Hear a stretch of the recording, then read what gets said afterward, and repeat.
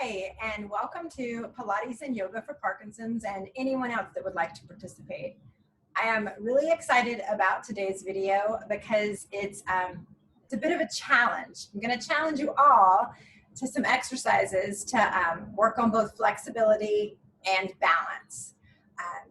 The reason this has even come to my mind is quite often in our Monday, Wednesday classes, I have people questioning, one, how can they work on flexibility? They're really tight through the hamstrings, the backs of the legs, and the lower back, which can cause complications both in flexibility, cause back pains, and balance issues. Another question several people have commented on, they would really like to improve their balance for activities, like they don't like having to sit down to take socks off. So this is something that they would like to be able to do more easily, or being able to put pants on without having to sit on the bed. So that being in mind, I've gone to several different trainings, watched some different courses online, and I thought, I got an idea, but I need you guys to help me figure out, is this gonna work? Do we have a solution? So it's pretty simple. What I've got today is tennis ball, which a lot of people have tennis balls around.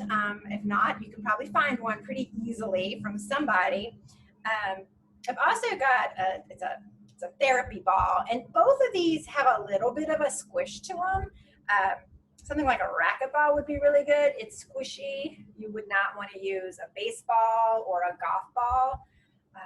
Also, some kids' toys, like a while ago at Target, I found kind of a squishy kids baseball, but it was more just like a toy, and it had a nice squish to it, and you'll understand why as I show you the exercises. So before we actually start this experiment and this challenge, each time you do the exercise, we're going to have a sort of pre-test and a post-test to see if something actually shifted. And I would recommend both a flexibility test and a balance test. So for flexibility, it could be something just like a forward fold, and we're all going to be different with that. If you've ever been told you shouldn't round your back forward, then your flexibility test, maybe you hang on to the back of a chair, and you could work with keeping a long spine and just seeing how far you can fold forward.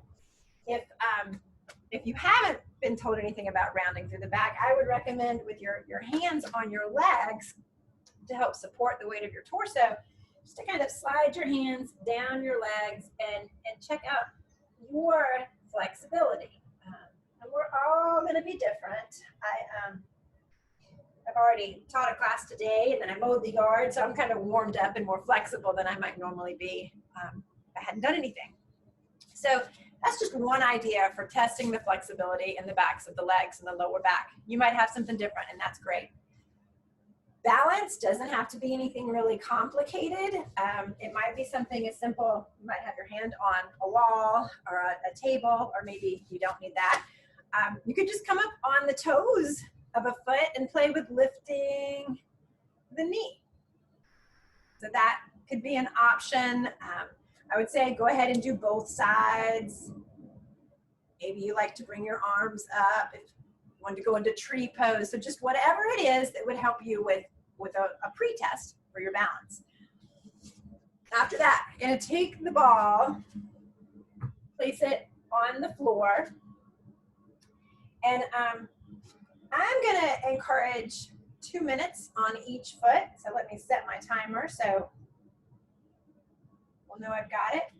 And I'm going to start with my heel actually on the floor. So the ball is up more towards my toes, and I'm just slowly kind of windshield wipering that foot side to side. And a little bit of pressure, not looking for any pain here, but definitely awareness that you're massaging that foot. And you're going to notice as you do this, you might start kind of moving forward a little bit. Also, the ball sometimes shoots off, so that gives you some added exercise. So after you've gone side to side several times at the top of the foot, you could bring the ball a little bit lower, so more towards the arch. Same thing, just side to side. You might be holding on to something to help with your balance.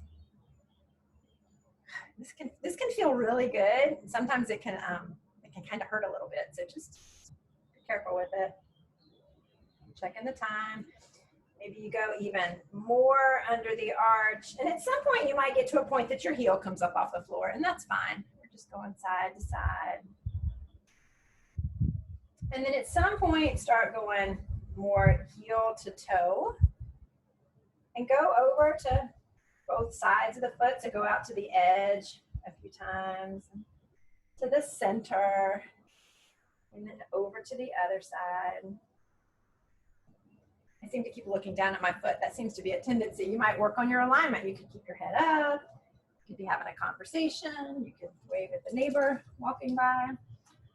You could do this with somebody. What a great thing to do. So then for, I would say, at least 30 seconds, do this kind of pumping motion all over the foot. So just pressing up and down. Really good way to kind of wake up the foot, open up the foot. So that's 2 minutes on one foot. Bring that foot to the floor. We're going to do the same thing on the other side. So I'm starting with my heel on the floor, balls up more towards the toes, and I'm just going to go side to side several times. It's funny, if you look down, you can almost see where the ball is kind of pressing up into the foot.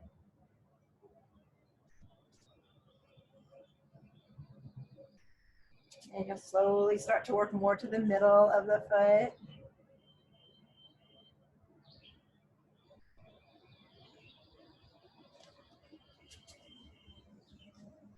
Even a little further towards the heel. And like we said before, at some point that heel is going to come up and we're still just going side to side.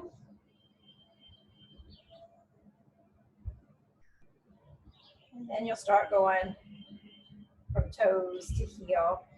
And get the whole foot, like I'm starting on the inside, more towards the big toe side of the foot.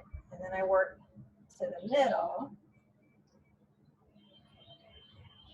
I'm going to go all the way to the pinky toe side.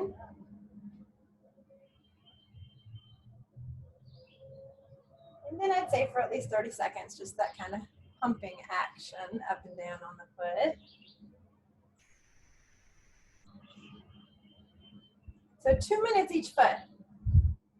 You don't have a full 2 minutes, maybe you do 1.5 minutes on each foot, but definitely at least 1.5 minutes, let's say, at least 90 seconds.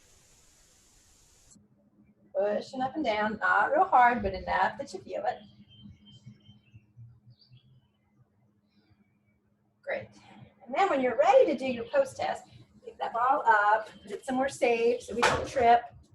And whichever pre-test you did, you're just going to repeat that now.